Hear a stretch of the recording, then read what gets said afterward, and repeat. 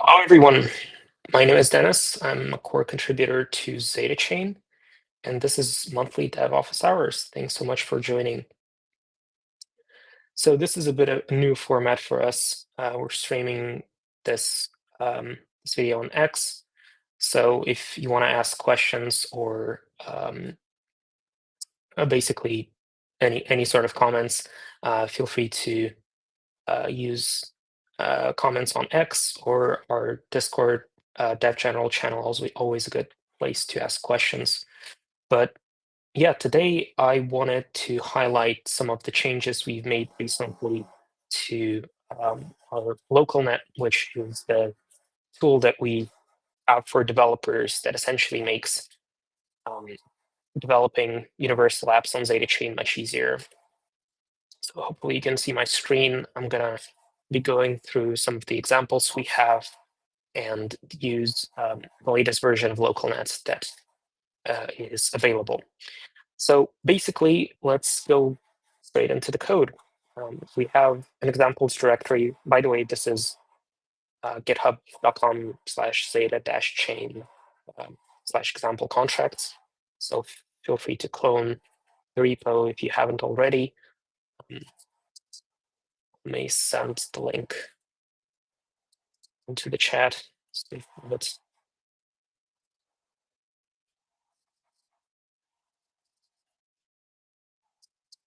hopefully you should be able to see it. But if not, go to github.com zeta-chain and you'll see example contracts there.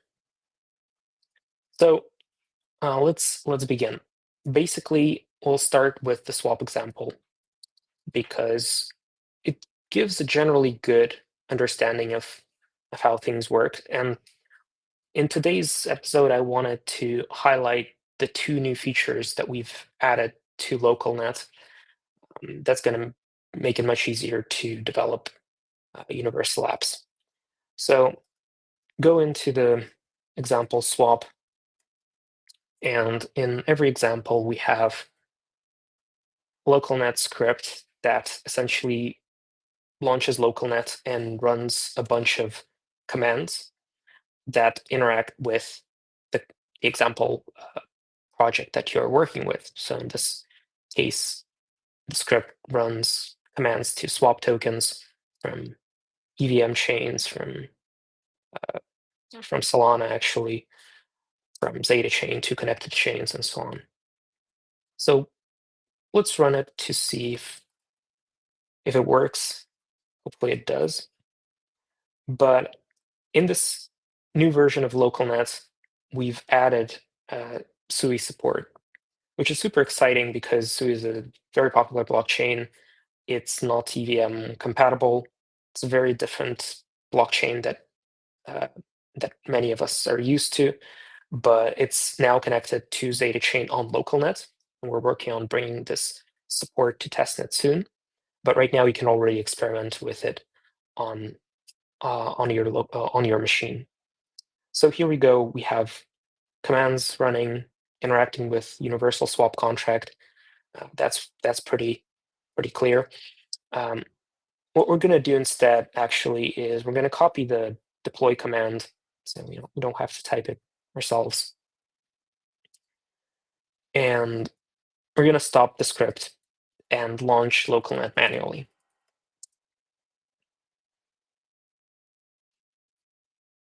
And open a separate terminal. So it takes a bit longer to start because in this version, it actually starts EVM chains as well as a Solana local validator and the SUI node. So it all starts in parallel somewhat, but it still takes some time to load, about 15 seconds. So now that we have localnet running, we can see that there is two new tables, one Solana and one for SUI. So let's deploy the contract. We've already compiled. If you haven't compiled it yet, just run red compile. We'll compile the contract. In our case, nothing to compile. And deploy the contract to localnet. Okay, so what we're going to do next is we've already seen briefly how to interact with the swap contract on from EVM chains. We covered that extensively in previous episodes, but today I wanted to demo interacting with universal apps from SUI. So we have these commands here just to make sure that you have a reference. You can just copy and paste here. But before you run this command, let's take a look. So it accepts a mnemonic, and this is a standard mnemonic that we're using for LocalNet for development purposes only, of course. Never use these testnet mnemonics anywhere. It's actually not even a testnet mnemonic because it's a local mnemonic. And it corresponds to a local account that has some SUI tokens. Next is two values that we need to pass that tell the command about the SUI gateway. And this is new. Of course, we have two new addresses. One is gateway module ID, and another one is gateway object ID. So to proceed, just copy these values. Use gateway object ID as the gateway value and module ID here. The receiver is going to be the universal contract that we're, or an EOA on ZetaChain that we'll be depositing tokens to. So here we're just using the standard Anvil. No, actually, this is a swap contract. We can deposit to a contract as well. So let's just do that. So this should issue a command, issue a transaction on local SUI blockchain to send some tokens, this amount of tokens, to SUI gateway. And this will trigger a transfer of tokens. So that the SUI tokens will be locked in the gateway, and the cross-chain transaction will be created, and it will deposit ZRC20 SUI to the contract that lives under this address. So let's try running this.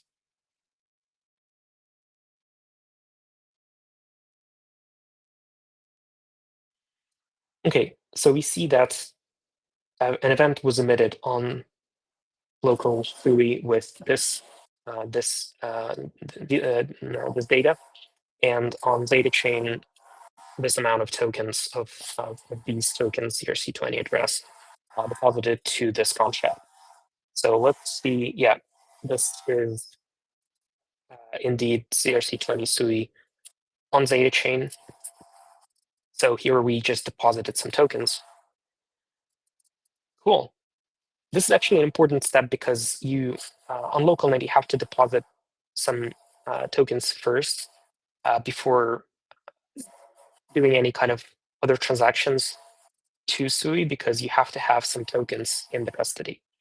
If you get an error, chances are that you didn't deposit first, so there are no tokens in the custody.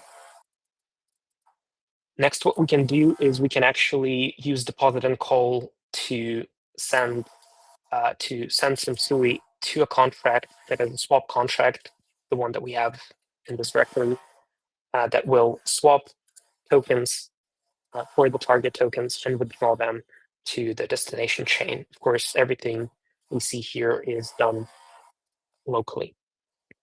So let's use this command. And again, we need to use the gateway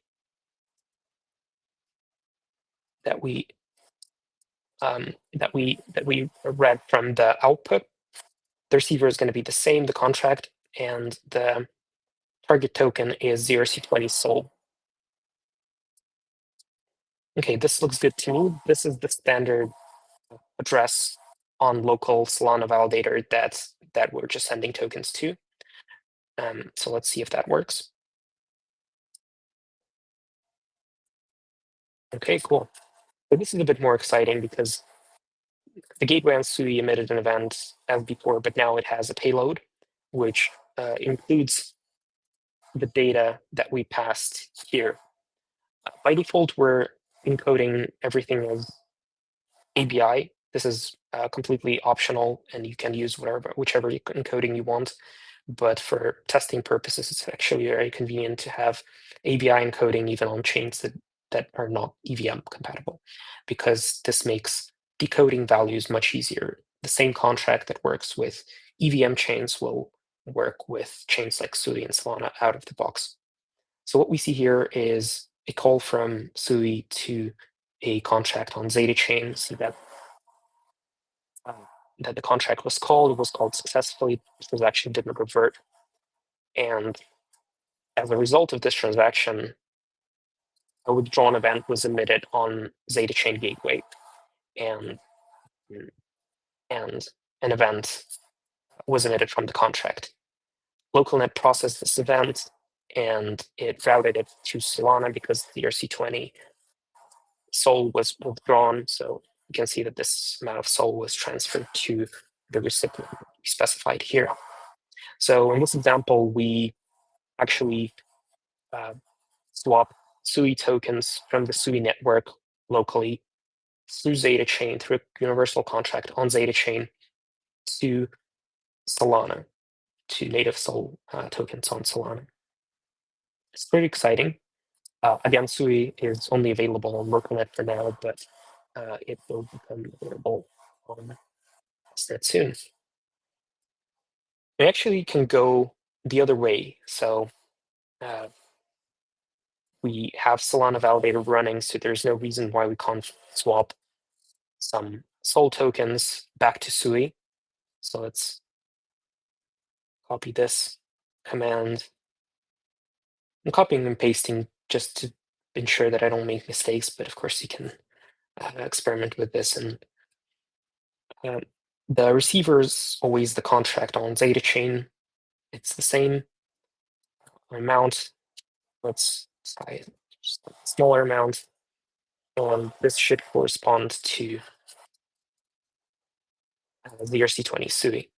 So the target token in this contract actually determines which chain the token will be withdrawn to, because ZetaChain tries to use native assets whenever possible, and it's always great to have to get native assets rather than wrapped assets. So that's what we're doing here.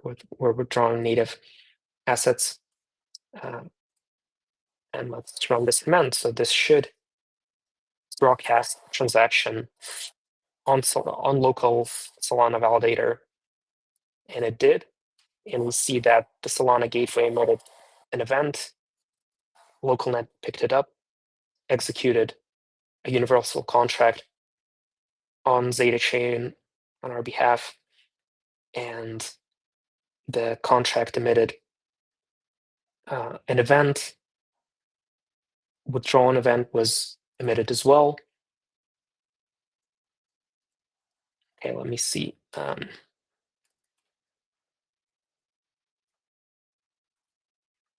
Yeah, so sorry about that. I was just checking that the stream is working fine, and it seems to be working fine, so all good. And at the end, we saw that Sui tokens were withdrawn from the gateway to the receiver. By the way, the receiver that we used here is actually a standard default user that we generate and airdrop some tokens from the built-in Sui faucet. So you can use it to send transactions, and as a receiver, it's printed out on every LocalNet launch here. It's not very clear, so I'm going to fix that in the next minor release just to make sure that we have a clear addresses list. But right now, we can kind of pick it up from here. And this is the mnemonic that it corresponds to. So, but yeah, here we saw that transactions from Solana through ZetaChain to Sui work just fine. And let's move on. The last example I wanted to share, well, maybe not the last, but let's try one more feature that we've added, which is SPL tokens. So SPL20 tokens are like ERC20, but on Solana. And if you start localNet, you might notice that we have an SPL20 USDC. Well, it's actually regular SPL20. There's nothing USDC about it. It's not a stablecoin. It's just a name for this token that we deployed, but it's easier to refer to it as USDC. So this token was deployed, and some of these tokens were transferred to default Solana account. And now we're going to try sending these tokens to a universal contract on ZetaChain that should swap these tokens for SUI and withdraw them. So let's copy this command. And here it's actually important that you replace these values, because on every launch, these values are different. And the mint is actually the program address for this particular SPL20 token. The from value is the token address of USDC for the default user, or whichever user you're broadcasting a transaction from. So it's not the default user account, but it's a token account of the default user. So every token will have its own account. Important to keep this in mind when sending transactions. And the two is actually token account of USDC of the gateway. So again, every token will have its own account on the gateway. Here we only have one SPL token. You're free to deploy however many you want, but for demo purposes, it's enough to have just one. So we've placed these values. Let's make sure that the amount is a bit smaller, just so that we don't run out of SUI tokens. And this should correspond to ZRC20 SUI. Okay, this looks good to me. Let's try running this command and see if it works.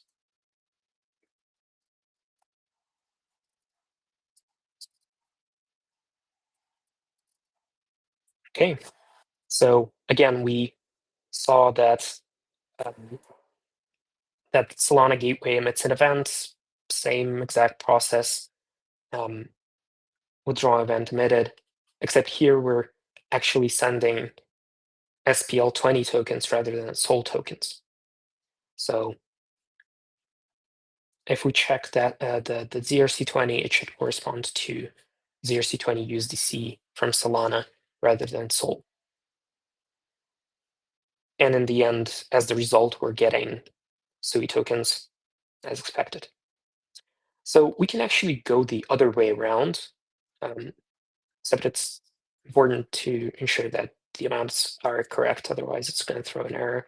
But let's use the same command that we executed before for SUI deposit and call, except instead of SOL token, instead of ZRC20 SOL, we're going to use ZRC20 USDC and try to swap SUI for SPL tokens.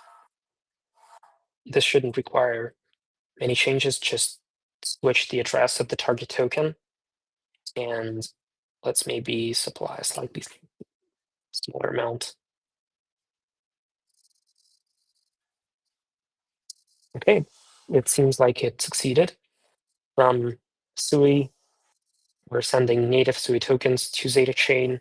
The contract executes, emits an event, and on Solana, what happens is the gateway actually released some SPL20 tokens with this mint, which is the program address for SPL20 USDC, and transferred to the address that we specify here, which is the default Solana address. So this is pretty exciting, because with these features, you can build any sorts of applications on ZetaChain that accept inputs from EVM chains, Solana, SUI, and produce outputs on these chains as well.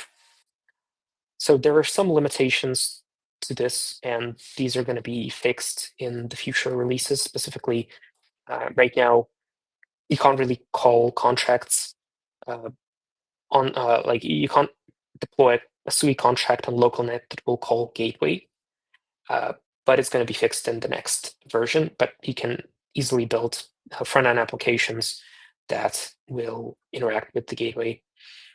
And I'm going to post more updates on how this goes and share some example SUI contracts that interact with gateway later.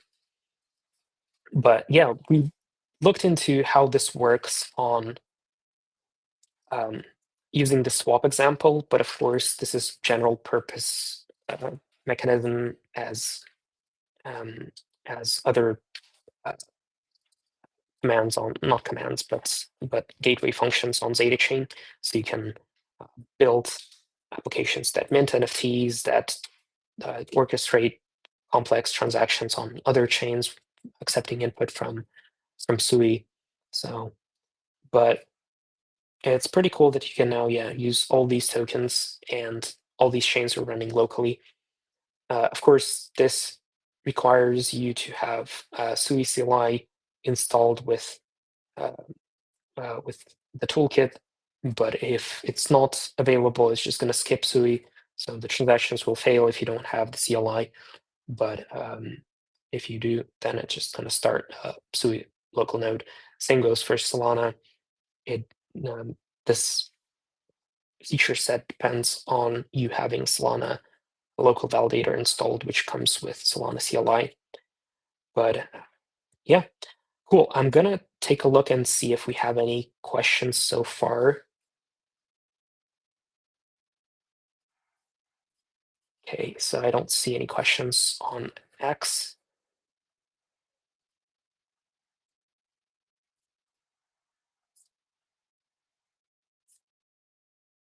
Okay,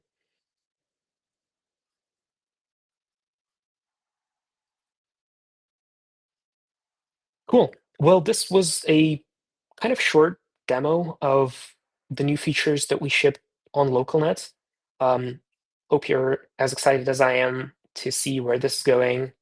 Um, I'm gonna be definitely improving the feature set. We have some cool ideas we want to implement to make this even a better local development environment. But yeah, thanks so much for sticking around and see you in the next one. Goodbye.